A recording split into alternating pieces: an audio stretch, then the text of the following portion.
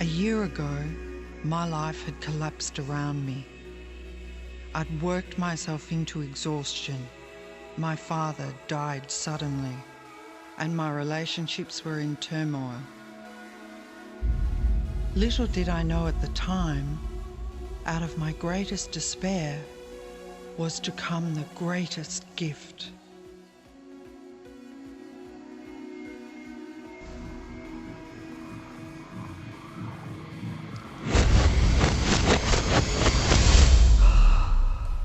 I'd been given a glimpse of a great secret.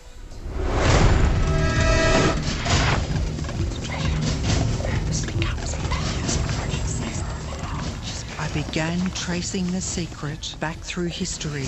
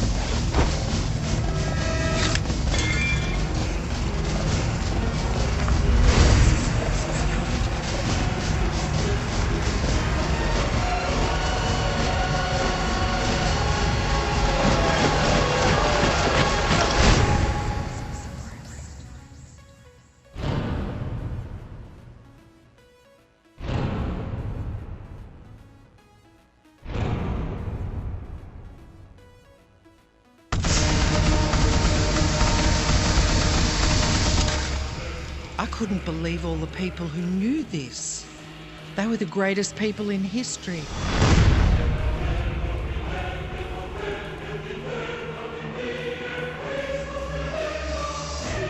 Why doesn't anyone know this? All I wanted to do was share the secret with the world. I began searching for people alive today who know the secret.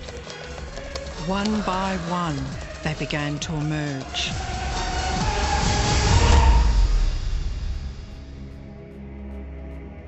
You know, this secret gives you everything you want. Happiness, health, and wealth. You can have, do, or be anything you want. We can have whatever it is that we choose. I don't care how big it is. What kind of a house do you want to live in? Do you want to be a millionaire? What kind of a business do you want to have? Do you want more success? What do you really want? I've seen many miracles take place in people's lives. Financial miracles, miracles of physical healing, mental healing, healing in relationships. All of this happened because of knowing how to apply the secret. This is the great secret of life.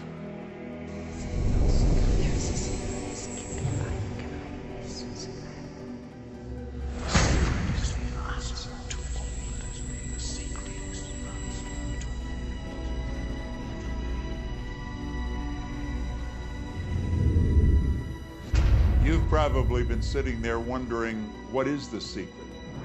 I'll tell you how I have come to understand it. We all work with one infinite power. We all guide ourselves by exactly the same laws. The natural laws of the universe are so precise that we don't even have any difficulty building spaceships. We can send people to the moon, and we can time the landing with the precision of a fraction of a second. I don't care if you're in India, if you're in Australia, New Zealand, Stockholm, or London, or Toronto, or Montreal, or New York. We're all working with one power, one law. It's attraction. The secret is the law of attraction. Everything that's coming into your life, you are attracting into your life. And it's attracted to you by virtue of the images you're holding in your mind. It's what you're thinking. You see, whatever is going on in your mind, you are attracting to you. Now, wise people have always known that. You can go right back to the ancient Babylonians. They've always known this. It's a small, select group of people. Why do you think that 1% of the population earns around 96% of all the money that's being earned? Do you think that's an accident? It's no accident. It's designed that way. They understand something. They understand the secret. And you are being introduced to the secret. The simplest way for me to look at the law of attraction is if I think of myself as a magnet, and I know that a magnet will attract to it. Very basically put, the law of attraction says that like attracts like, but we're really talking at a level of thought. Our job as humans is to hold on to the thoughts of what we want, make it absolute clear in our minds what we want, and from that we start to invoke one of the greatest laws in the universe, and that's the law of attraction. You become what you think about most, but you also attract what you think about most. If you see it in here, you're going to hold it here. And that principle can be summed up in 3 simple words. Thoughts become things. What most people don't understand is a thought has a frequency. Every thought has a frequency. We can measure a thought. And so if you're thinking that thought over and over and over again, or if you're imagining in your mind, okay, having that brand new car, having the money that you need, building that company, finding your soulmate, if you imagine what that looks like, you're emitting that frequency on a consistent basis. Thoughts are sending out that magnetic signal that is drawing the parallel back to you. See yourself living in abundance, and you will attract it. It always works. It works every time with every person. Here's the problem. Most people are thinking about what they don't want, and they're wondering why it shows up over and over and over again. The law of attraction doesn't care whether you perceive something to be good or bad, or whether you don't want it or whether you do want it. It's responding to your thoughts. So if you're sitting there looking at a mountain of debt, feeling terrible about it, that's the signal you're putting out into the universe. Wow, I feel really bad because of all this debt I've got. You're just affirming it to yourself. You feel it on every level of your being. That's what you're going to get more of.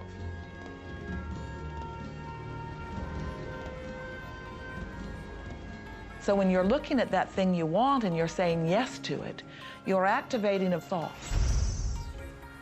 And the law of attraction is responding to that thought and bringing you things that match that. But when you are looking at something that you do not want and you shout no at it, you are actually not pushing it away. Instead, you are activating the very thought of what you do not want, and now law of attraction is lining those things up for you also. This is a universe that is based upon attraction. Everything is about attraction. The law of attraction is always working. Whether you believe it or understand it or not, it's always working. You might be thinking about the past or the present or the future, but whether you're remembering or observing or imagining, still in that process you are activating thought. And law of attraction, which is the most powerful law in the universe, is responding to your thought. Creation is always happening. Every time an individual has a thought or a prolonged, chronic way of thinking, they're in the creation process. Something is going to manifest out of those thoughts. Law of attraction says, we'll give you whatever it is you say and focus on. And so if you're complaining about how bad it is, what you're creating is more of how bad it is. Oh, look, I found that!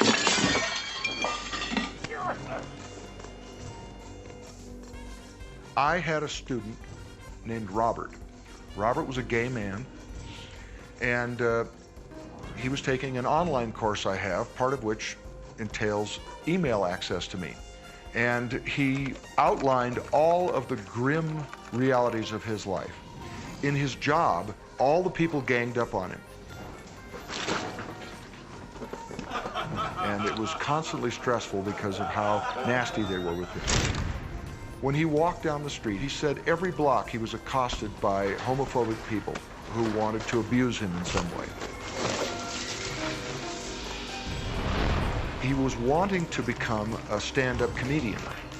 And when he went out and did a stand-up comedy job, everybody heckled him about being gay. And his whole life was one of a lot of unhappiness and misery, and it all focused around this idea of being attacked because he was gay. I began to teach him that he was focusing on what he did not want. I directed him back to his email that he sent me and said, read it again. Look at all the things you do not want that you're telling me about. And I can tell you're very passionate about this.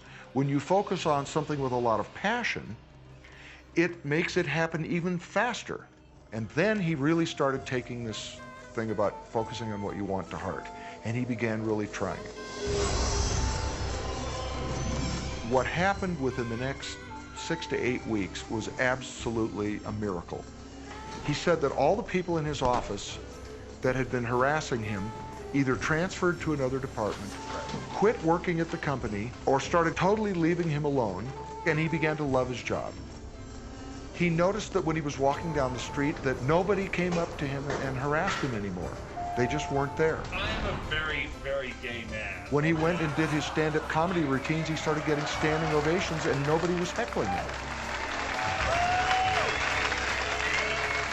His whole life changed because he changed from focusing on what he did not want, what he was afraid of, what he wanted to avoid, to focusing on what he did want. So we may be very positive in our outlook and orientation, and we tend to attract positive people and positive events and circumstances. We may be very negative in our orientation or very angry, in which case we tend to attract negative, angry people and negative, angry circumstances. And so you end up attracting to you the predominant thoughts that you're holding in your awareness, whether those thoughts are conscious or whether they're unconscious. That's the rub. If you look very carefully, when it comes to the secret and the power of our mind, and the power of our intention in our daily lives, it's all around us. All we gotta do is open our eyes and look. You see law of attraction evidenced in your society when you see that the one who speaks most of illness has it. When you see that the one who speaks most of prosperity has it. Law of attraction is evident everywhere around you, if you are understanding what it is. It has to do with you being a magnet, attracting thought, attracting people, attracting events, attracting lifestyle. Indeed, everything that you bring into your experience, you bring because of this powerful law of attraction. I mean, I'm not talking to you from the point of view of just wishful thinking or imaginary craziness. I'm talking to you from a deeper, basic understanding. Quantum physics really begins to point to this discovery. It says that you can't have a universe without mind entering into it. That the mind is actually shaping the very thing that is being perceived. Now, if you don't understand it, doesn't mean you should reject it. You don't understand electricity, probably. First of all, no one even knows what electricity is, and yet you enjoy the benefits of it. Do you know how it works? I don't know how it works, but I do know this, that you can cook a man's dinner with electricity, and you can also cook the man. People oftentimes, when they begin to understand the great secret, become frightened of all of these negative thoughts that they have. Two things they need to be aware of. One, it has been proven now scientifically that an affirmative thought is hundreds of times more powerful than a negative thought. So that eliminates a degree of worry right there. You live in a reality where there is this buffer of time, and truly that serves you. You're really not wanting to be in an environment where your thoughts manifest immediately.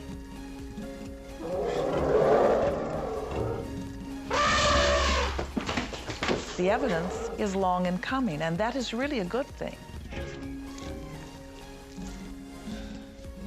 So you want to become aware of your thoughts, you want to choose your thoughts carefully, and you want to have fun with this, because you are the masterpiece of your own life.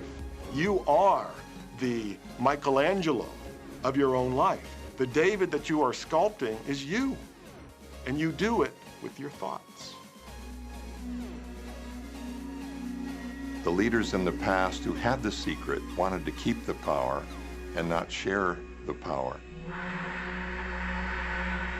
So they kept people ignorant of the secret. People went to work, they did their job, they came home. They were on a treadmill with no power because the secret was kept in the few. We live in a universe in which there are laws.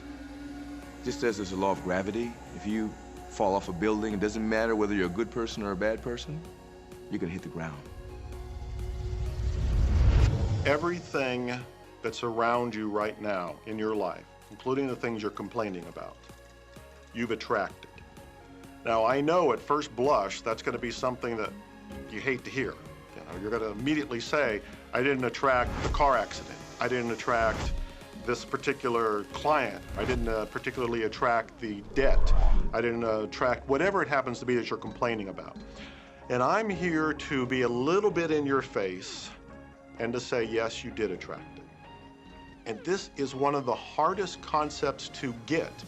But once you've accepted it, it's life transforming. This is part of the overall giant secret here. And most of us attract by default. We just think that we don't have any control over it. Our thoughts are on autopilot, our feelings are on autopilot, and so everything is just brought to us by default. Now, if this is your first time to hear this, it may feel like, oh, I have to now monitor my thoughts. This is going to be a lot of work. It will seem like that at first, but that's where the fun begins. We do not encourage that you try to monitor your thoughts. That will sort of make you crazy. There are so many thoughts coming to you from so many different directions about so many different subjects. That's where your emotional guidance system comes in. Your emotions, your emotional guidance system is what helps you to understand what you're thinking. So your thoughts cause your feelings. The emotions are this incredible gift that we have to let us know what we're attracting. There are only two emotions from our perspective. One feels good and one feels bad. You call them all sorts of different things, but essentially, all of those negative emotions, whether you call it guilt or anger or frustration, all feel much the same. They do not feel good. And all of those are guidance saying that which you are thinking about right now is not in line with what you are really wanting. On another level, it's called bad frequency or bad vibes or whatever you want to call it. The one that feels good, that feeling of hope or happiness or love, that good feeling, that positive emotion, is guidance saying that which you are thinking right now is in alignment with what you are wanting. So it's really so simple.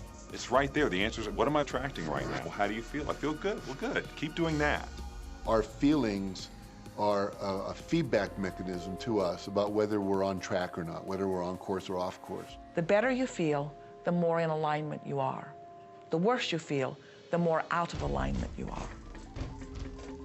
What you are doing as you are moving through the variety of your day-to-day experience is you are offering thoughts that are literally formulating your future experience. And you can tell by the way you feel if the things that you're moving toward will please you when you get there.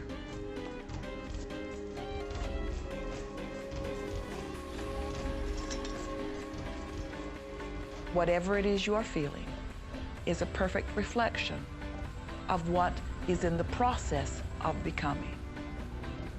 And you're getting exactly what you're feeling about, not so much what you're thinking about.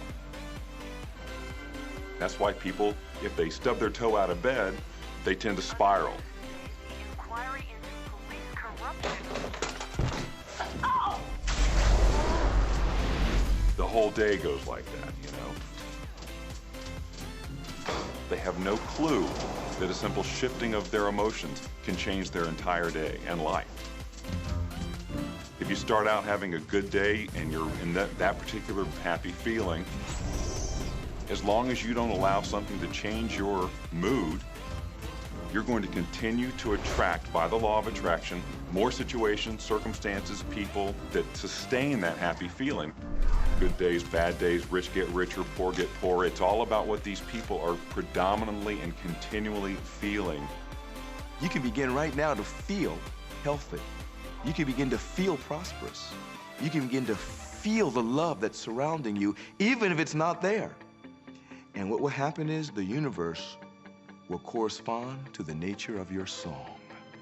The universe will correspond to the nature of that inner feeling and manifest, because that's the way you feel. So basically what you focus on with thought and feeling is what you attract into your experience, whether or not it's something you want. What you think and what you feel and what manifests is always a match, every single time, no exception. It's hard to swallow, but when we can begin to open ourselves up to that, the ramifications are awesome. It means that whatever thought has done in your life, it can be undone through a shift in your awareness.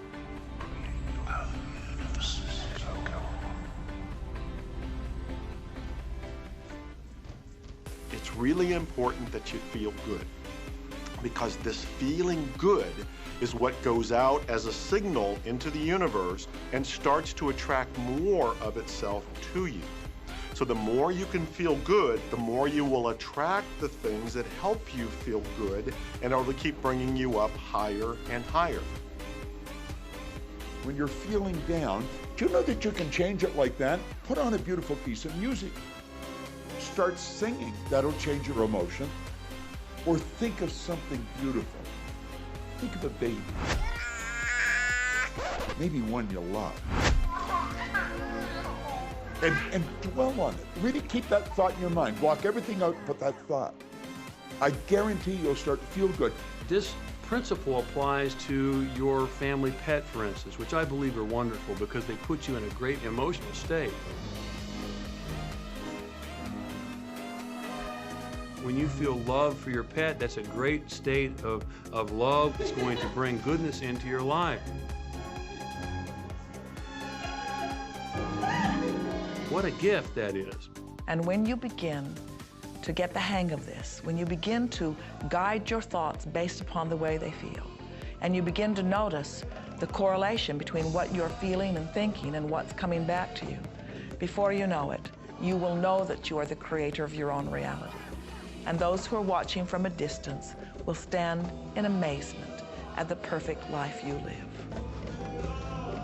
Since I learned the secret and started applying it to my life has truly become magical. I think the kind of life that everybody dreams of, and I live on a day-to-day basis.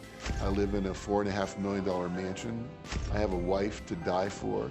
I get to vacation in all the fabulous spots of the world. I've climbed mountains, I've explored, I've been on safaris. And all of this happened and continues to happen because of knowing how to apply the secret. Life can be absolutely phenomenal, and it should be, and it will be, when you start using the secret.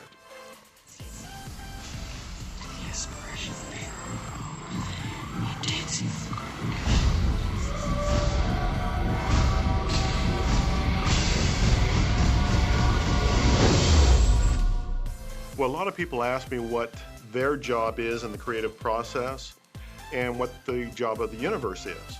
So let's look at that for a moment. Let's use this metaphor. If you think about Aladdin and his lamp, you've probably heard of that one.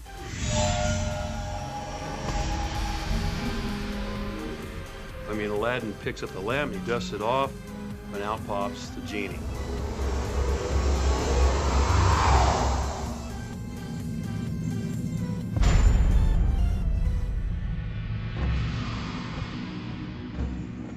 The genie always says one thing. Your wish is my command. If you trace the story back to its origins, you know, we now think that there's 3 wishes, but if you trace the story back to its origins, there's absolutely no limit whatsoever to the wishes. Think about that one.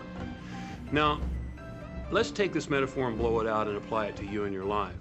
Remember, Aladdin is the one who always asks for what he wants. Then you've got the universe at large, which is this grand genie, and traditions, you know, have called it so many different things. Your holy guardian angel, your higher self. I mean, we could put any label on it, and you choose the one that works best for you. But every tradition has told us there's something bigger than us. And the genie always says one thing. Your wish is my command. So we like to say to you that the creative process is a 3-step process. Step 1 is you must ask for what you want. You do not need to use words to ask. In fact, the universe is not even hearing words from you. The universe is responding completely to your thoughts.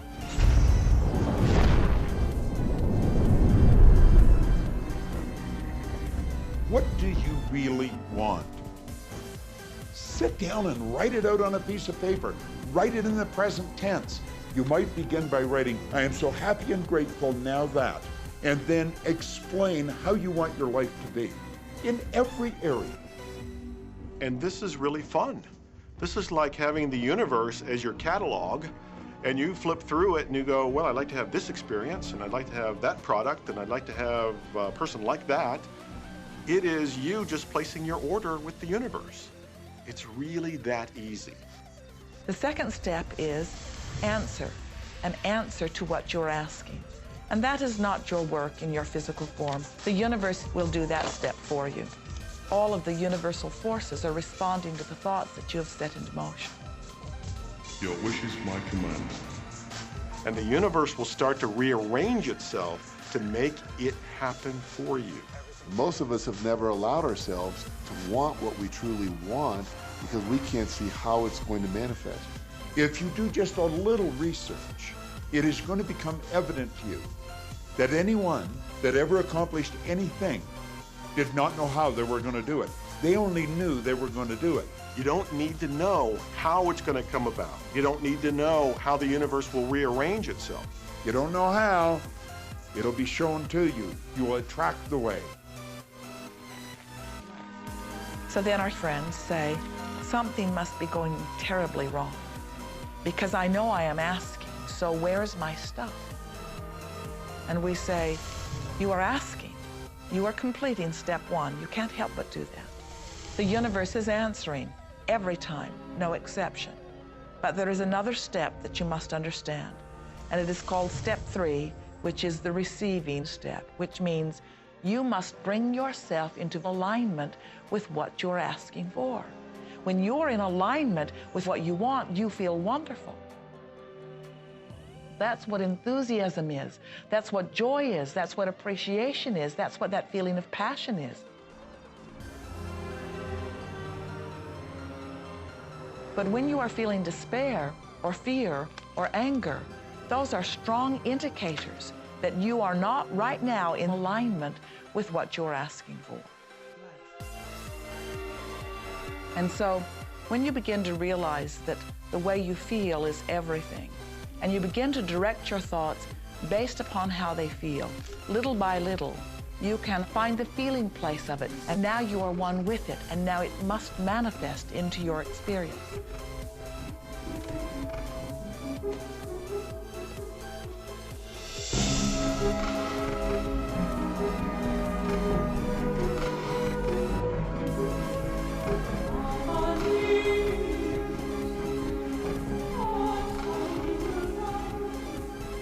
And when you turn that fantasy into a fact, you're in the position to build bigger and better fantasies.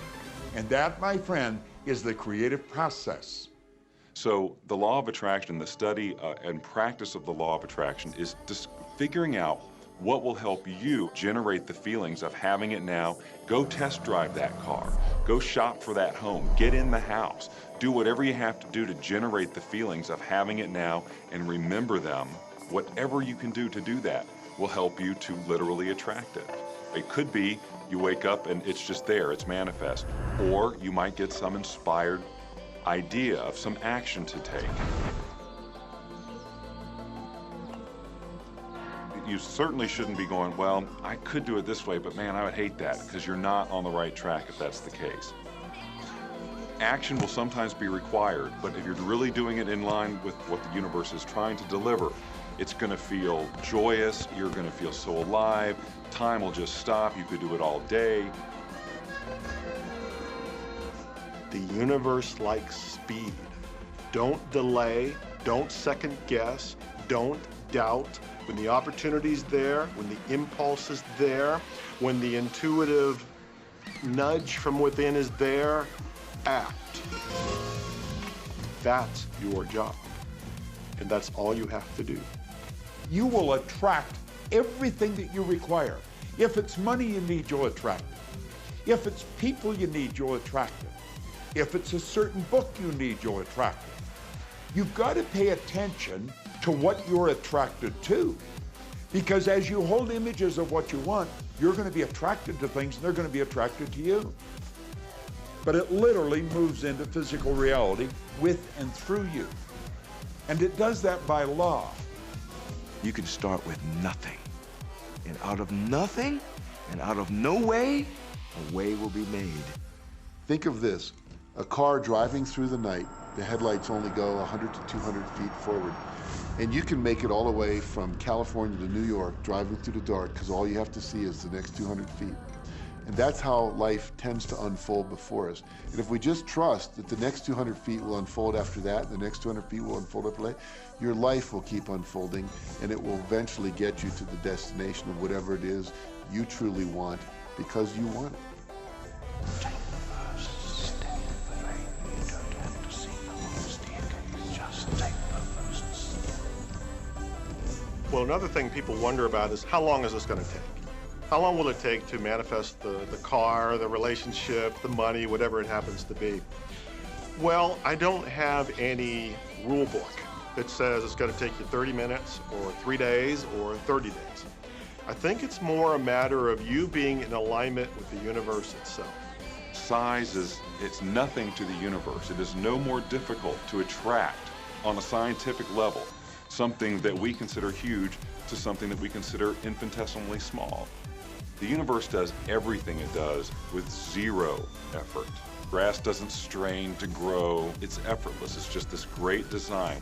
It's all about what's going on up here. It's about what we put in place, saying this is big, it's going to take some time. This is small, oh, I'll give it an hour. You know, those are our rules that we define.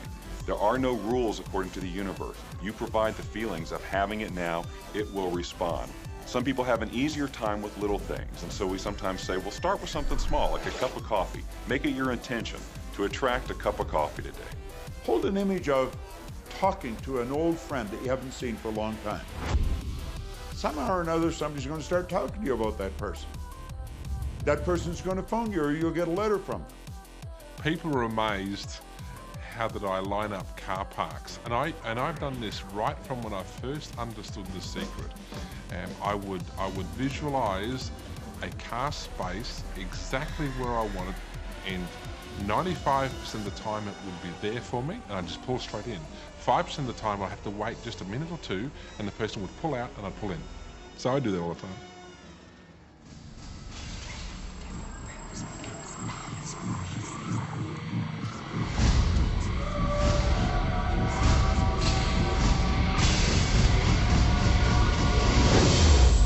A lot of people feel stuck or in prison or confined by their current circumstances.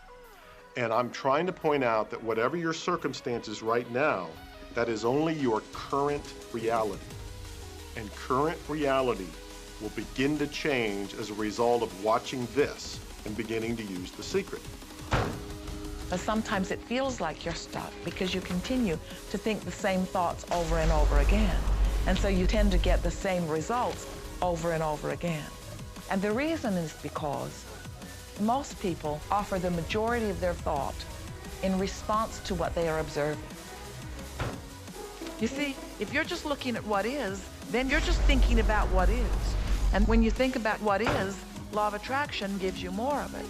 And then if you just observe what is, then you're just thinking about what is. And law of attraction gives you more of what is.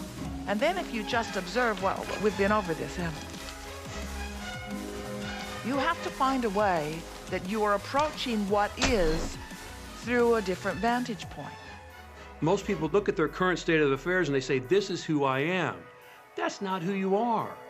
That's who you were.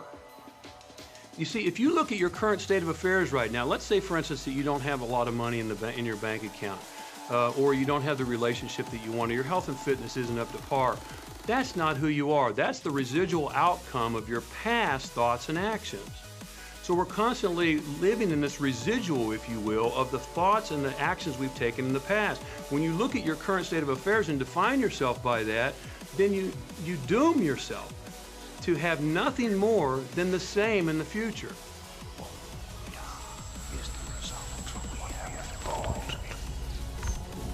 Okay, what can you do right now to begin to turn your life around?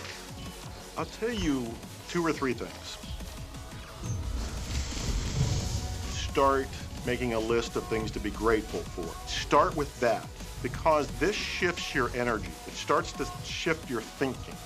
Where before this exercise, you might be focusing on what you don't have, and you might be focusing on your complaints, and you might be focusing on whatever the problems are.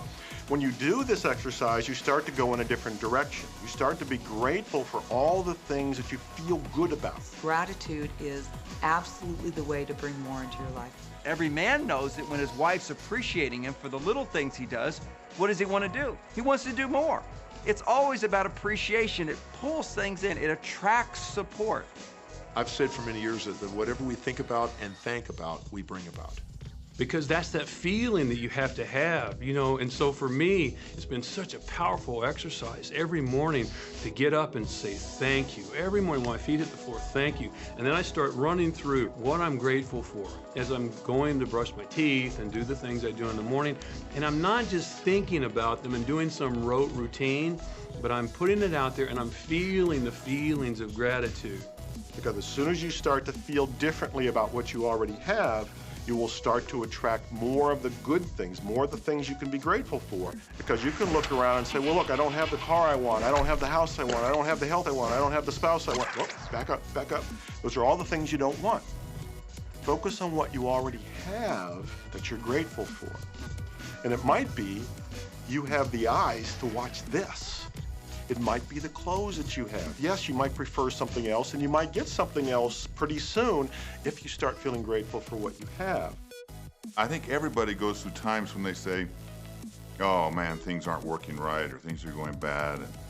And there were some things going on in my family, and I found a rock. I was just sitting here holding this rock. You might see me carrying it around. I found a rock, I stuck it in my pocket, and I said, you know what? Every time I touch this rock, I'm gonna think of something that I'm grateful for. And so every morning when I get up in the morning, I pick it up off the dresser, I put it in my pocket, and I go through the things that I'm grateful for. At night, what do? You empty your pocket, and there it is again.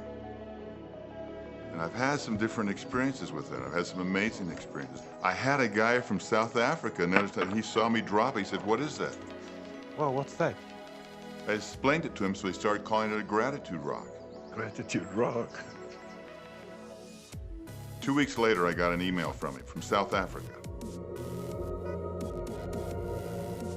And he said, my son is dying from a rare disease. It's a type of hepatitis. He said, would you send me 3 gratitude rocks? Now, they're just rocks I found off the street, you know? So I said, sure. I had to make sure that the rocks were very special. And so I went out to the stream, looked, picked out the right rocks, and sent them off to him. 4 or 5 months later, I get an email from him. My son's better, he's doing terrific, and he said, but you need to know something. He says, we've sold over 1,000 rocks at $10 a piece as gratitude rocks, and we've raised all this money for charity. Thank you very much. And so it's very important to be in an attitude of gratitude, as I call it. Another thing that I would suggest that you do right now to turn your life around, and this is so huge that I can't find the words to describe just how powerful this can be for you.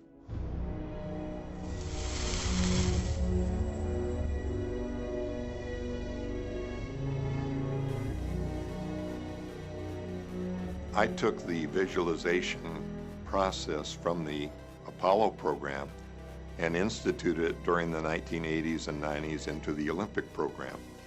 And it was called visual motor rehearsal. When you visualize, then you materialize. And the interesting thing about the mind is we took Olympic athletes and then hooked them up to sophisticated biofeedback equipment and had them run their event only in their mind. Incredibly, the same muscles fired in the same sequence when they were running the race in their mind as when they were running it on the track. How could this be? Because the mind can't distinguish whether you're really doing it or whether it's just a practice. I think if you've been there in the mind, you'll go there in the body. When you're visualizing, when you've got that picture playing out in your mind, always and only dwell upon the end result.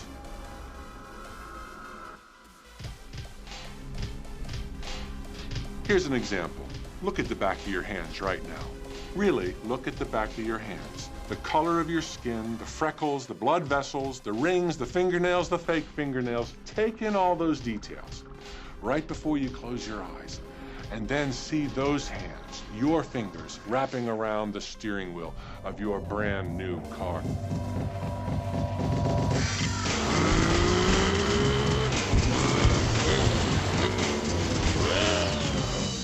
This is such a holographic experience, so real in this moment, that you don't even feel like you need the car because it feels like you already have it. It's the feeling that really creates the attraction, not just the picture or the thought. And I think for a lot of people, they think, well, if I think positive thoughts, or if I visualize having what I want, that'll be enough. But if you're doing that and still not feeling abundant or feeling, loving and joyful, then it doesn't, from my mind, really create the power of the attraction. This is where the secret actually moves into action. You put yourself in the feeling place of really being in that car, not, oh, I wish I could get that car, or someday I'll have that car, because that's a very definite feeling associated with that. It's not in the now, it's not, it's in the future. If you stay in that feeling, it will always be in the future. Feel the joy, feel the happiness, no matter how silly it seems in that dark and quiet room, and you're going, woohoo, do it. A lot of people will say, come on, do I have to do that? How bad do you want change?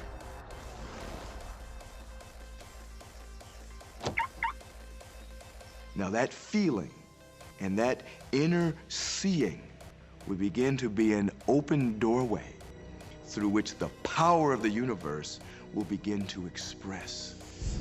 What power is, I cannot say. All I know is that it exists.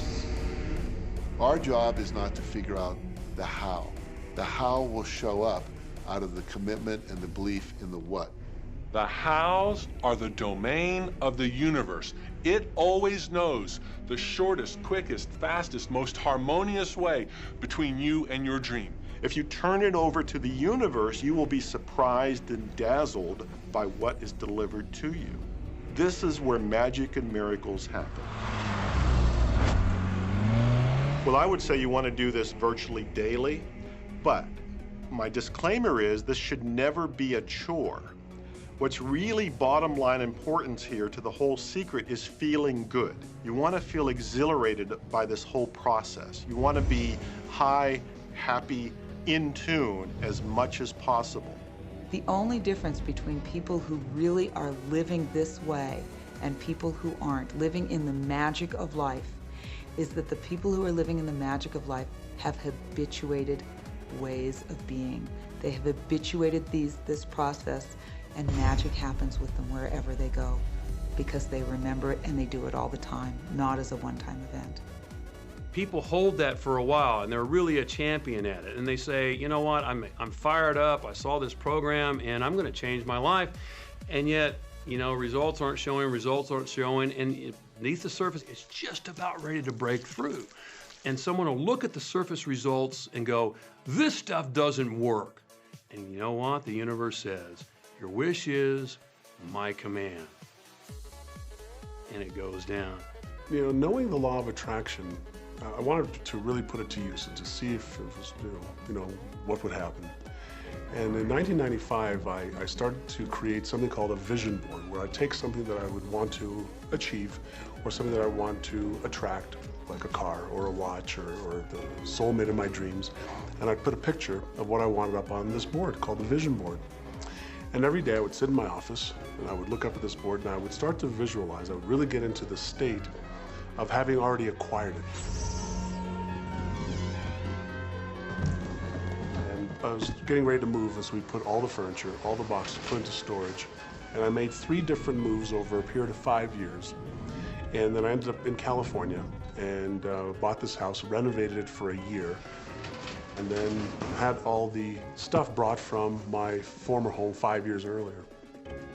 One morning, at 7:30 in the morning, my son comes into my office, and one of the boxes that was sealed for 5 years was right at the doorstep. And my son, Keenan, was sitting on the box, banging away at the box, and I said, sweetheart, will you please stop me? I'm doing some work here. And he says, what's in the boxes, Daddy? And I said, well, honey, those are my vision boards. What's a vision board? I said, well, it's where I put all my goals up. I cut them out and I put all my goals up as something that I want to achieve in my life. And of course, at 5.5 years old, he didn't understand it. So I said, sweetie, let me just show you. That'll be the easiest way to do it. And so I cut the box open. And when I pulled up the vision boards, there was the picture on there of a home that I was visualizing 5 years earlier. And what was shocking to me was we were living in that house, not a house like it. I had bought my dream home, renovated it, and didn't even know it. But I looked at that house, I started to cry because I was just blown away. Why are you crying? Honey, I finally understand how the law of attraction works. I finally understand the power of visualization. I finally understand everything that I've read, everything that I've worked with my whole life, the way I've built companies. It worked for my home as well. And I bought our dream home and didn't even know it.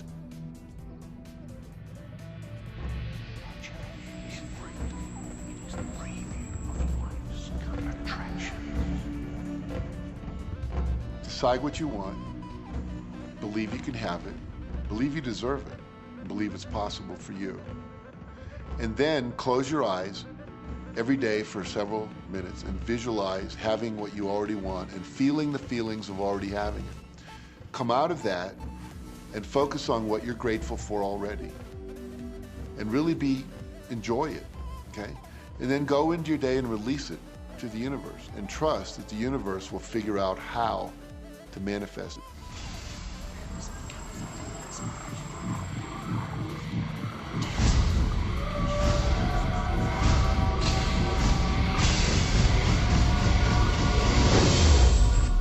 No, The Secret was definitely a real transformation for me because I grew up in a family where my dad was very negative, thought that rich people were people that had ripped everyone off, thought that anyone who had money, must have deceived somebody. And so I grew up with a lot of beliefs about money, that if you had it, it made you bad. Only evil people have money.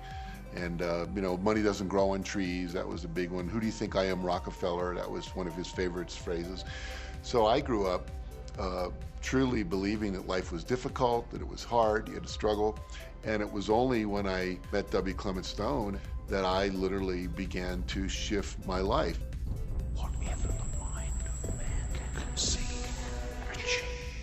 When I was working with Stone, he said, I want you to set a goal that's so big that if you achieved it, it would blow your mind. And you would know it's only because of what I've taught you that you would have achieved this goal. Well, at the time, I was making about $8,000 a year. And for some reason, I wanted something that was really measurable. So I said, I want to make $100,000 in a year. Now, I had no idea how I could do that.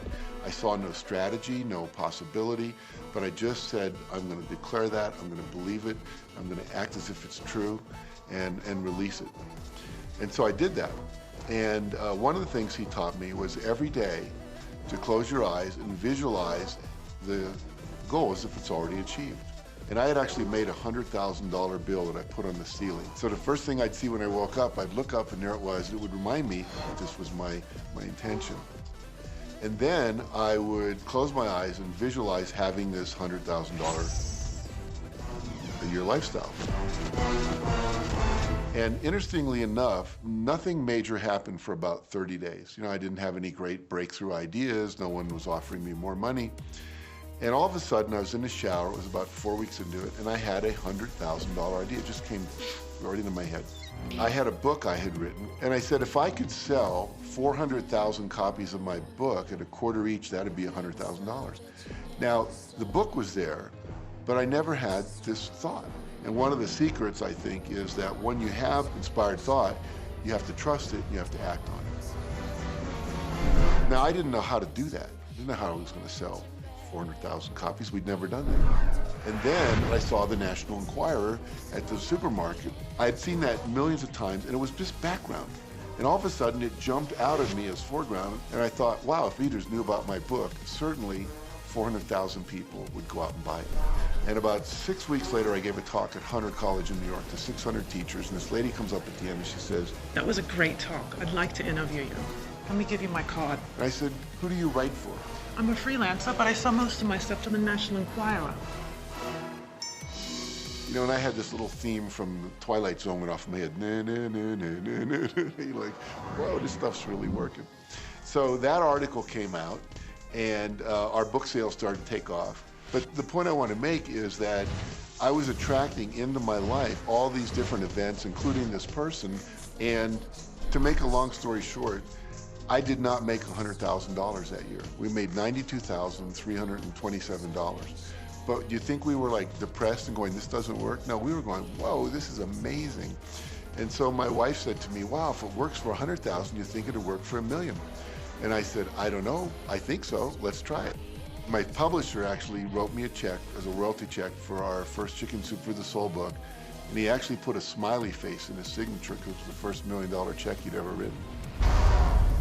And so I know from my own experience, because I wanted to test it, does this secret really work? And when we put it to the test, it absolutely worked. And now I live my life from that every single day. Well, I can just imagine what a lot of people that are watching this are thinking. And that is, how can I attract more money into my life? How can I get more of the green stuff? How can I get more wealth and prosperity? How can I, when I love my job, deal with the credit card debt that I have, and the realization that maybe there's a ceiling on the money that can come in because it's coming to me through my job? How can I bring in more? Intended. This goes back to one of the things we've been talking about throughout the whole secret. Your job is to declare what you would like to have from the catalog of the universe. Well, if cash is one of them, say how much you would like to have. I would like to have $25,000 unexpected income within the next 30 days, or whatever it happens to be. It should be believable for you. Most people have a goal of getting out of debt. That'll keep you in debt forever. Whatever you're thinking about, you will attract. You'll say, but it's get out of debt. I don't care if it's get out or get in. If you're thinking debt, you're attracting debt. Set up an automatic debt repayment program and then start to focus on prosperity. So many times people say to me, well, I'd like to double my income in the next year. But then you look at their actions and they're not doing the things that are going to make that happen. And you know, they'll turn right around and go, well, I can't afford that. Okay, guess what? Your wish is my command. As you are fussing about not having enough money, as you are talking to your friend about not having enough money, as you are feeling unhappy about not having enough money, you are actually activating within yourself or continuing the activation of a thought that is very different from the desire that you have launched. What it just comes down to is you just can't want more money and focus upon not enough. When I first understood the secret, I was getting bills. Every day I'd get a bunch of bills in the mail. And I thought, how do I turn this around? The law of attraction states that what you focus on, you will get. So I got a bank statement. I whited out the total and I put a new total in there. I put exactly how much I wanted to see in the bank. So I thought, what if I just visualize checks coming in the mail? So I just visualize a bunch of checks coming in the mail. Within just 1 month, things started to change. And it is amazing. Today, I just get checks in the mail. I get a few bills, but I get more checks than bills. I grew up on you have to work hard for money, you have to work hard for money. And so I replaced that with money comes easily and frequently. Now, in the beginning, it feels like a lie, right? There was a part of your brain that will say, oh, you liar, it's hard. So you have to know it's this little tennis match that will go on for a while. When it comes to creating wealth, wealth is a mindset. It's all about how you think. I'd say 80% of my coaching that I do one-on-one with folks is about their psychology and the way they think. And I know when people are listening, they say, oh, well, you can do it, I can't. Every person has the capability to change the way they're in a relationship and conversation with money. I find so many people who maybe make a tremendous amount of money, but their relationships stink. That's a technical term, by the way. And that's not wealth. It really isn't. You know, you can go after the money and you might get rich, but it doesn't guarantee you'll be wealthy. I'm not suggesting that money isn't a part of wealth. It absolutely is, but it's only a part. And then I meet a lot of people who are quote unquote spiritual, but they're sick and broke all the time. That's not wealth either. Life is meant to be abundant in all areas. Many people in Western culture are striving for success. They want to have the home, they want their business to work, they want all of these things. But what I found in my research is that having those things certainly doesn't guarantee what we really want, which is happiness. And that's when all those outer things come. They don't come from going after them first to get happiness. It's backwards. You go for the sense of inner joy, of inner peace, of inner vision first, and then all the other things from the outside appear.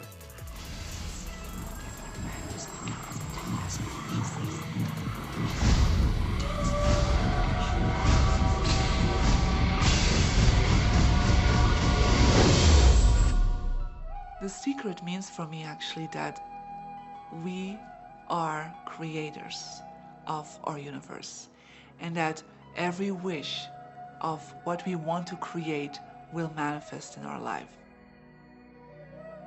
Therefore, it's very important what you wish, what your thoughts are, what your feelings are, because it will manifest. Now, one day I went into somebody's home, and he was an art director of a very famous film producer.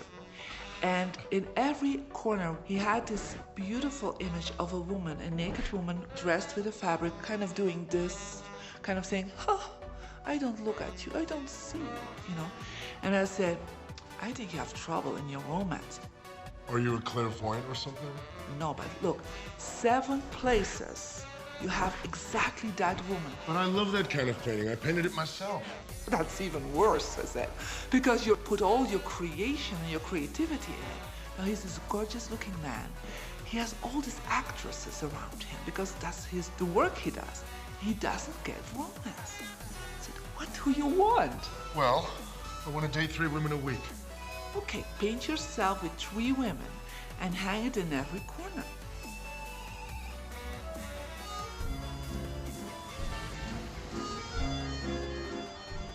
Six months later, I see him in Europe and said, how is your love life?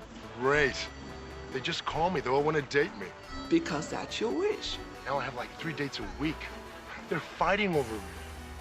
Good on you. But I really want to stabilize a little bit. I want marriage, and I want romance. Well, paint it, okay? So he painted a beautiful romantic relationship. And a year later, he got married and is very happy. Because he put another wish out. But he wished it in himself for years, but it did not happen. Because his wish could not manifest because the outer level of himself, his house, was just contradicting himself all the time. So if you know this knowledge, you should start playing with inside relationships, it's important to first understand who's coming into the relationship. And I don't mean about your partner, I mean about you. How can you ever expect anyone else to enjoy your company if you don't enjoy your own company?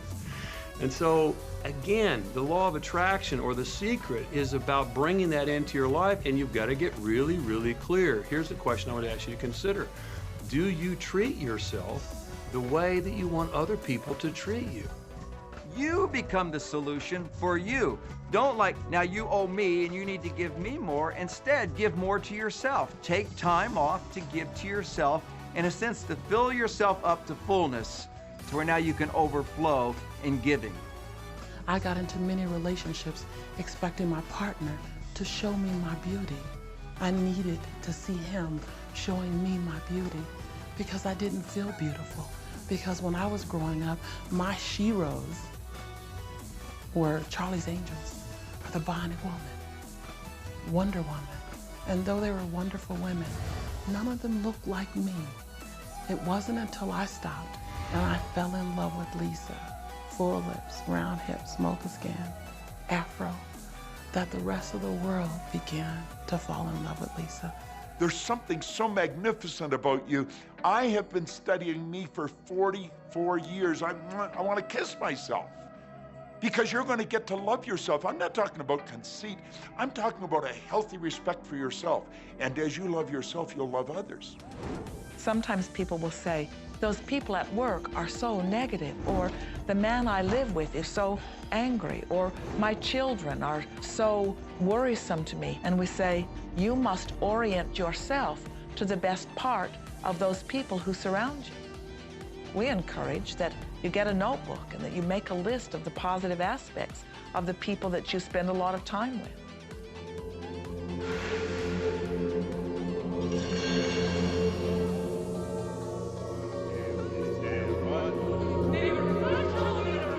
There could be someone that you have a terrible experience with, a terrible relationship with. And in the privacy of your own mind, and with quite a bit of work, we will admit, as you focus upon things that you like most, those people will become that mostly to you. And even though you cannot create in their reality, if they are in a mood or an attitude that doesn't match the mood or attitude that you have about them, they'll zig while you zag. Law of attraction will not put you in the same space together. Your frequencies don't match up. If you knew your potential to feel good, you would ask no one to be different so that you can feel good. You would free yourself of all of that cumbersome impossibility of needing to control the world or control your mate or control your child. You are the only one who creates your reality. For no one else can think for you. No one else can do it. It is only you. Every bit of it you.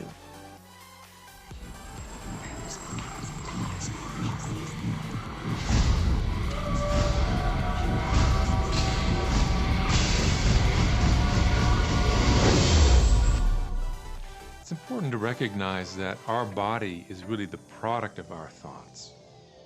We're beginning to understand in medical science the degree to which the nature of thoughts and emotions actually determines the physical substance and structure and function of our bodies. We've known in the healing arts of a placebo effect. A placebo is something that supposedly has no impact and no effect on the body, like a sugar pill or something.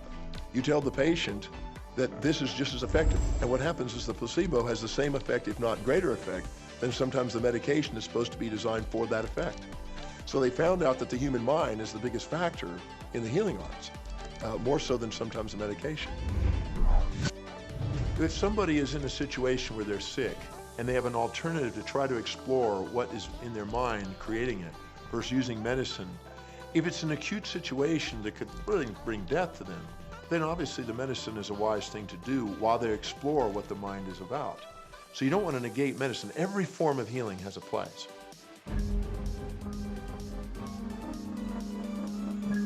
There is only a stream of well-being that flows, you know. It is a stream of pure positive energy. And the universe, all that we know, is abundant with only that.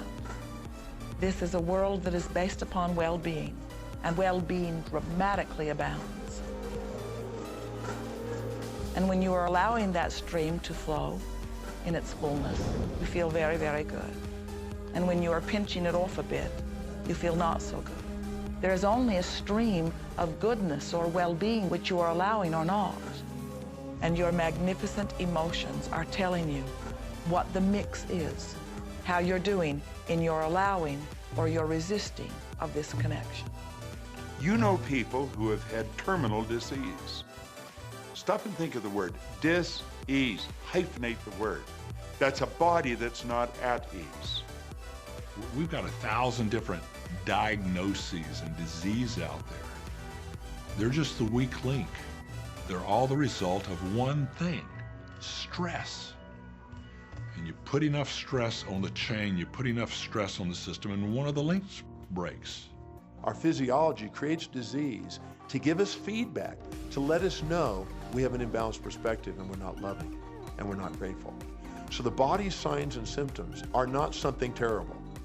The question that's frequently asked is when a person has manifested a disease in their body temple or some kind of discomfort in their life, through the power of right thinking, can it be turned around? And the answer is absolutely yes. On November 23rd, I was diagnosed with breast cancer. I truly believed in my heart, with my strong faith, that I was already healed.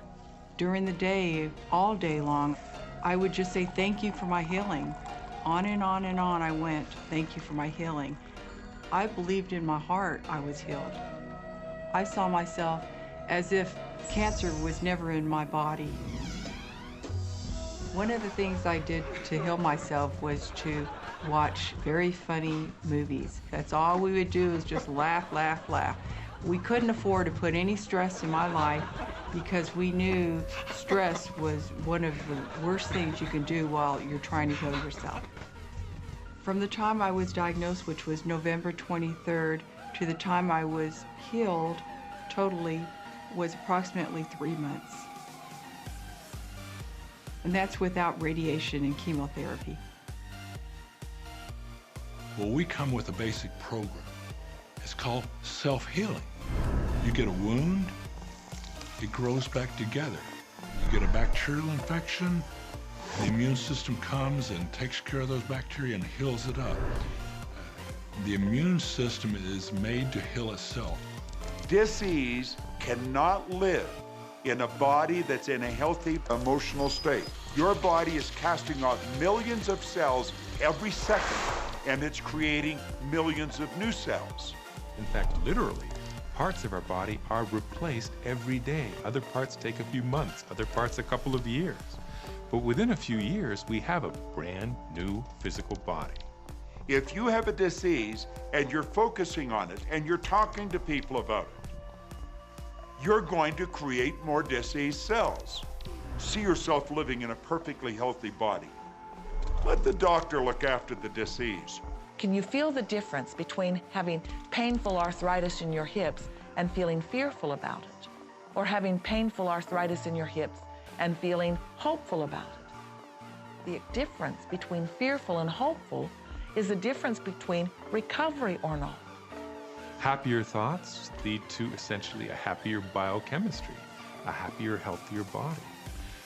Negative thoughts, stress, have been shown to seriously degrade the body and the functioning of the brain, because it's our thoughts and emotions that are continuously reassembling, reorganizing, recreating our body. Remove physiological stress from the body, and the body does what it was designed to do. It heals itself. I've seen kidneys regenerated. I've seen cancer dissolved. I've seen eyesight improve and come back. I always say that incurable means curable from within. You can change your life and you can heal yourself.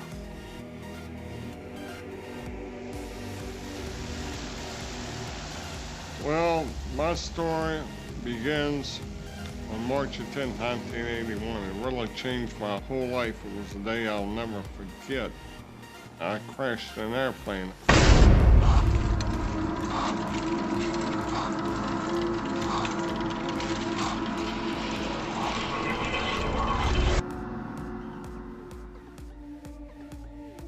I ended up in the hospital completely paralyzed. My spinal cord was crushed. I broke the first and second cervical vertebrae. My swallowing reflex was destroyed. I couldn't eat or drink. My diaphragm was destroyed. I couldn't breathe. All I could do was blink my eyes. The doctors, of course, said all my life I'd be a vegetable. All I'd do is blink my eyes the rest of my life. That's the picture they saw of me, but it didn't matter what they thought. The main thing was what I thought.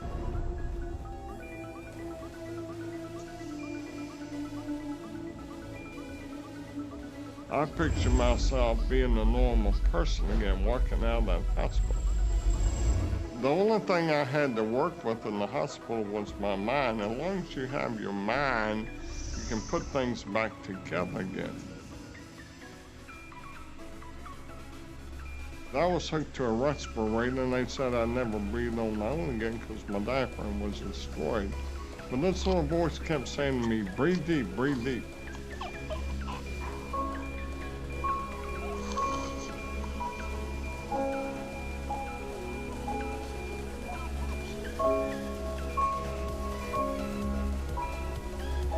Finally, I was weaned from it.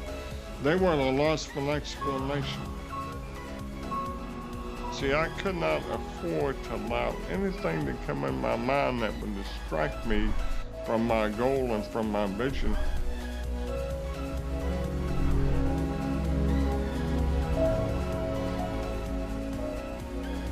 Well, I set a goal to walk out of the hospital on Christmas. That was my goal.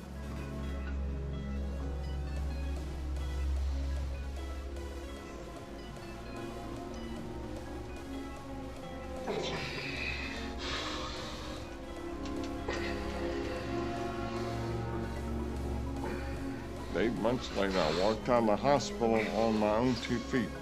They said it couldn't be done. That's a day I will never forget.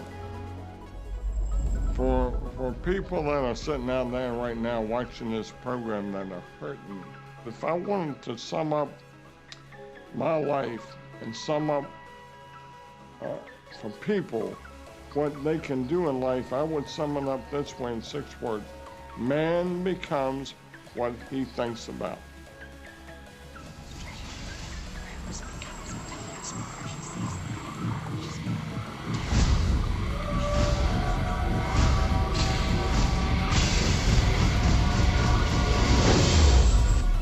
We notice that there are so many people who are living life in a very conditional way. They look out and they see things that are wonderful and they say, yes, we want more of those. We would vote for that. We would support that with our time and energy and money.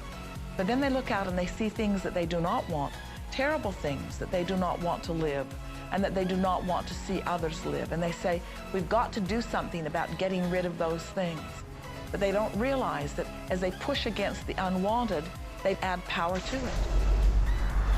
In this world, there is a war against poverty and a war against cancer and a war against teenage pregnancy and a war against terrorism and a war against violence and a war against terrorism. We mentioned that there's a war against terrorism, and all of this pushing against is only adding to, because you can't say no and make it go away. When you shout no, law of attraction is lining that up. The reason that what you resist persists is because if you're resisting something, you're saying, no, I don't want this thing because it makes me feel this way, the way I'm feeling right now. So you're just putting out this really strong emotion of, wow, I really don't like this feeling, and it's there, and it just comes racing towards you. You know, the anti-war movement creates more war. The anti-drug movement has actually created more drugs because we're focusing on what we don't want, drugs. People will say, well, shouldn't I focus upon that? That is true. And we say, that is like saying, because someone gave their attention to something they did not want long enough that now it is manifested, I should do it too. And we say, we don't really understand that reasoning. Mother Teresa was brilliant. She said, I will never attend an anti-war rally. If you have a peace rally, invite me. You know, she knew, she understood the secret. I mean, look what she manifested in the world. So if you're anti-war, be pro-peace. If you're anti-hunger, be pro people having more than enough to eat. If you're anti a particular politician, be pro his opponent. Often elections are tipped in the favor of the person that people are really against because he's getting all the energy and all the focus. You want to focus on what you want, not what you don't want. It's okay to notice what you don't want because that gives you contrast to say, well, this is what I do want. But the fact is that the more you talk about what you don't want or talk about how bad it is, read about all of that all the time, and then say, oh, how terrible it is, well, you're creating more of that. You know, so many times people say to me, well, James, I have to be informed. Maybe you have to be informed, but you don't have to be inundated. Learn to become still and to take your attention away from what you don't want and all the emotional charge around it and place the attention on what you wish to experience. I always say when the voice and the vision on the inside become more profound and more clear and loud than the opinions on the outside, you've mastered your life.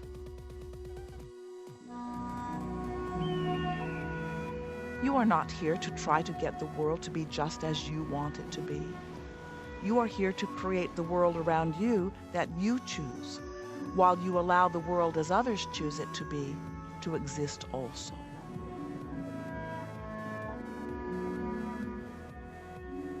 One of the questions I get almost all the time, and it's probably on somebody's mind right now if it's not on yours, and that's the idea that, well, if everybody uses The Secret and they all treat the universe like a catalog, aren't we going to run out of stuff? Won't everybody just make a run for it and bust the bank?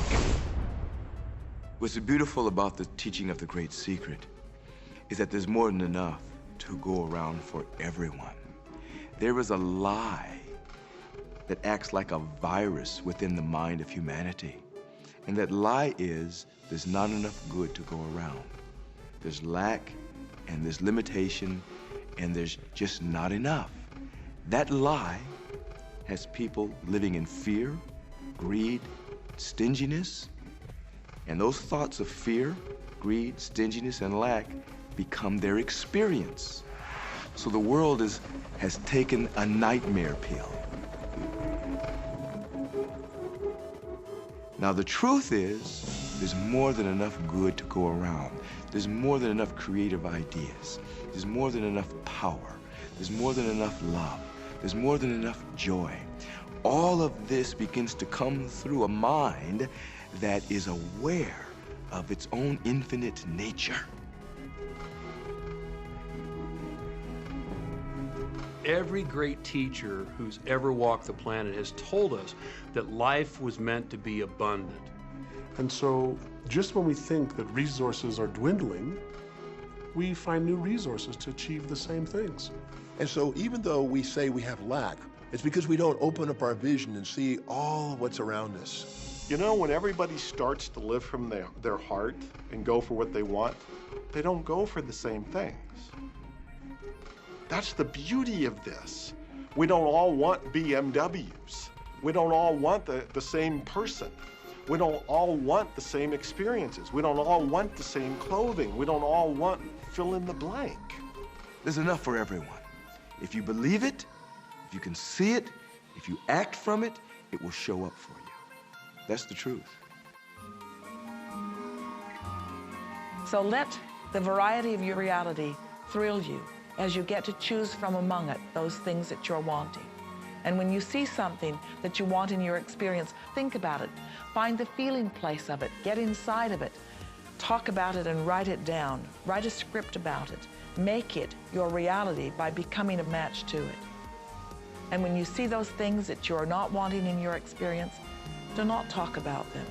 Don't write about them. Don't join groups that worry about them. Don't push against them. Do your best to ignore them. Remove your attention from the things that you do not want while you give your undivided attention to the things that you do want. Most of the leaders in the past missed the great part of the secret, which is empowering and sharing with others. This is the best time to have ever been alive in history. It's the first time we've ever had the power to gain knowledge at our fingertips.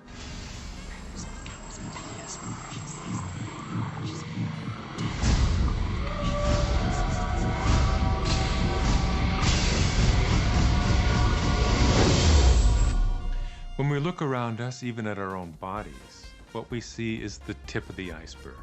Think of this for a moment. Take your hand and look at it. Now, your hand looks solid, but it's really not. If you put it under a proper microscope, you'd see a massive energy vibrating. Everything is made up of the exact same thing, whether it's your hand, whether it's the ocean, or whether it's a star. Everything is energy. And let me help you understand that just a little bit. There's the universe, of course, and our galaxy, and our planet, and then individuals, and then inside of this body are organ systems, and then there's cells, and then there's molecules, and then there's atoms, and then there is energy. So there are a lot of levels to talk about something on, but everything in the universe is energy. I don't care what city you're living in, you've got enough power in your body, potential power, to illuminate the whole city for nearly a week. Most people define themselves by this finite body, but you're not a finite body. I mean, even under a microscope, you're an energy field. Well, what we know about energy is this. You go to a quantum physicist and you say, what creates the world? And he or she will say, energy. Well, describe energy. Okay, it can never be created or destroyed. It's always was, always has been. Everything that ever existed always exists. It's moving into form, through form, and out of form. Okay, great. You go to a theologian and you ask the question, what created the universe? And he or she will say, God. Okay, describe God. Always was and always has been, never can be created or destroyed, all that ever was, always will be, always moving into form, through form, and out of form. You see, it's the same description, just different terminology. And so if you think you're this meat suit running around, think again. You're a spiritual being. You're an energy field operating in a larger energy field. We're all connected. We just don't see it. There isn't an out there and an in here. Everything in the universe is connected. It's just one energy field. You are extensions of source energy. You are here in these magnificent bodies, but your bodies have distracted you, for the most part, from who you really are. You are source energy. You are eternal beings. You are God force. You are that which you call God. Scripturally, we could say that we are the image and the likeness of God. We could say we are another way that the universe is becoming conscious of itself. We could say that we are the infinite field of unfolding possibility. All of that would be true. Every great tradition has told you that you were created in the image and the likeness of the creative source. That means that you have God potential and power to create your world, and you are. You are.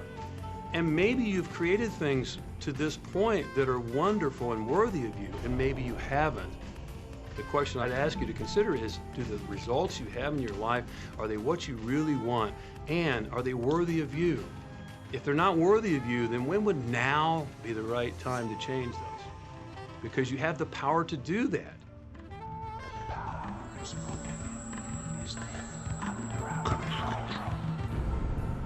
You know, a lot of people feel like they're victims in life, and they'll often point to past events, perhaps growing up with an abusive parent or in a dysfunctional family. And I would add as a parenthesis here that most psychologists believe that about 85% of families are dysfunctional, so it's like all of a sudden you're not so unique. Now, my parents were alcoholics, my dad abused me, my mother divorced him when I was 6. From the age of 13 to 18, I was involved in street gangs. I had a severe motorcycle accident. I was homeless at one point in Dallas. I lived in poverty for 15 years in Houston. When I was a child, I had learning difficulties, and I was considered learning disabled, and I was told I would never read, write, or communicate, never amount to anything, not go very far in life. I mean, that's almost everybody's story in some form or not. So that's just called so what. The real what is, what are you going to do now? What do you choose now? Because you can either keep focusing on that or you can focus on what you want. And when people start focusing on what they want, what they don't want falls away. And that part expands and the other part disappears. We are wanting you to come to the place where you're beginning to offer your thought deliberately, where you're guiding your thoughts on purpose, where you are the creator of your own experience because you are the manager of your own thought. The beautiful thing about the law of attraction is that you can begin where you are and you can begin to think, real thinking, and you can begin to generate within yourself a feeling tone of harmony and happiness. The law will begin to respond to that.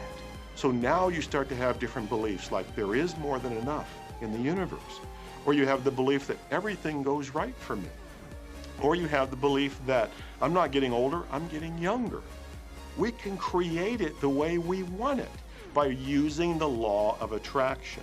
And you can break yourself free from your hereditary patterns, cultural codes, social beliefs, and prove once and for all that the power within you is greater than the power that's in the world. Some of you may be thinking, well, that's very nice, but I can't do that, or she won't let me do that, or he'll never let me do that, or I haven't got enough money to do that, or I'm not strong enough to do that, or I'm not rich enough to do that, I'm not.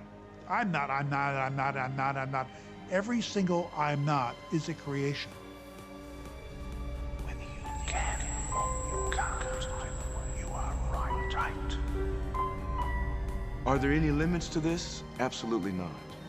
We are unlimited beings. We have no ceiling. The capabilities and the talents and the gifts and the power that is within every single individual on this planet is unlimited.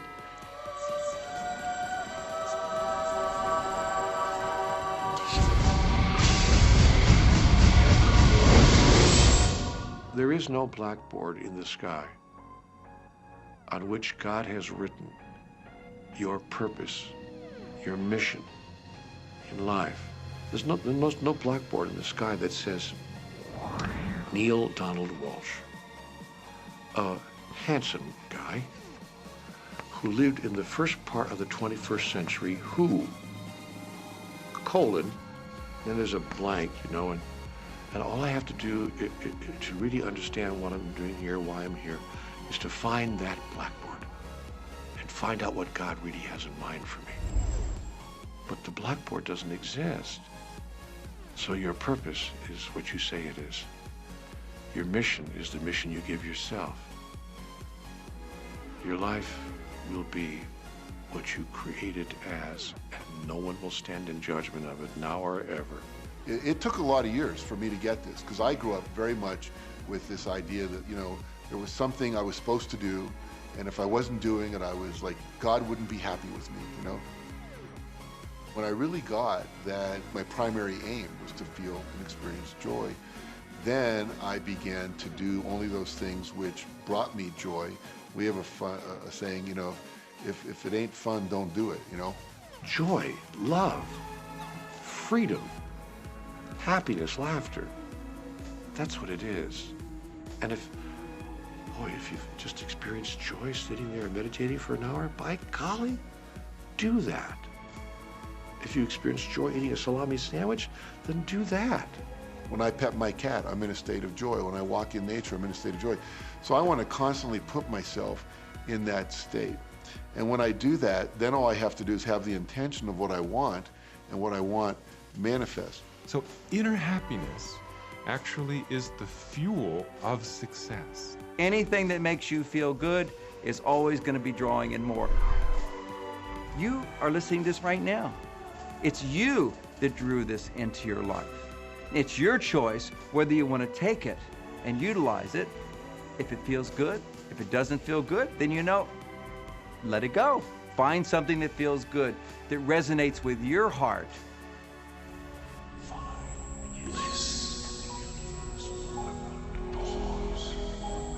Joseph Campbell said, follow your bliss. We think those are the best words we have ever heard spoken from a human tongue. And if one could follow one's bliss, you would follow the trail to abundance and well-being on all subjects. Enjoy life with us, because life is phenomenal.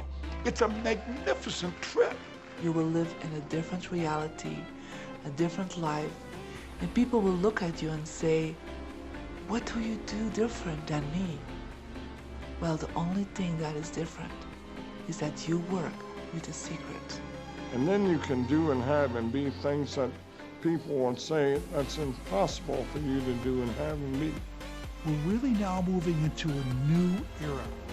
It's the era where the last frontier is not space, as Star Trek would say, but it's going to be mind. I see a future of unbounded potential, unbounded possibilities. Remember, we're using at most 5% of the potential of the human mind. 100% human potential is the result of proper education. So imagine a world where people were using their full mental and emotional potential. We could go anywhere. We could do anything, achieve anything. See yourself with the good that you desire. Every religious book tells us that. Every great book on philosophy, every great leader, all the avatars who have ever lived, go back and study the wise ones. Many of them have been presented to you in this program. You know what? They all understood one thing. They understood the secret. Now you understand it. And the more you use it, the more you'll understand it. You may be feeling that it would be easier to be hearing these words if they had come to you the first day of your experience upon this earth. And if we were talking to you on your first day of physical life experience, we would say to you, welcome to planet Earth.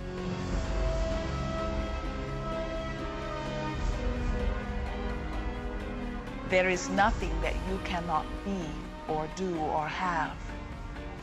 You are a magnificent creator, and you are here by your powerful and deliberate wanting to be here.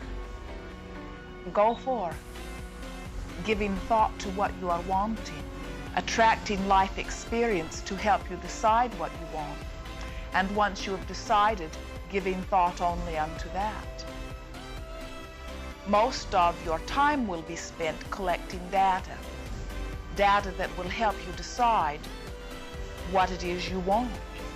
But your real work is to decide what you want and then to focus upon it. For it is through focusing upon what you want that you will attract it. That is the process of creating. I believe that you're great, that there's something magnificent about you.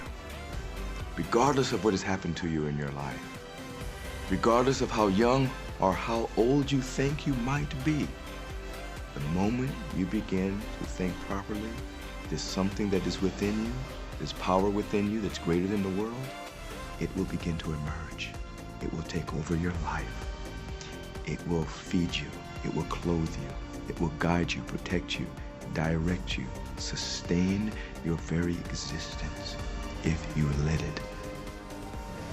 Now that is what I know for sure.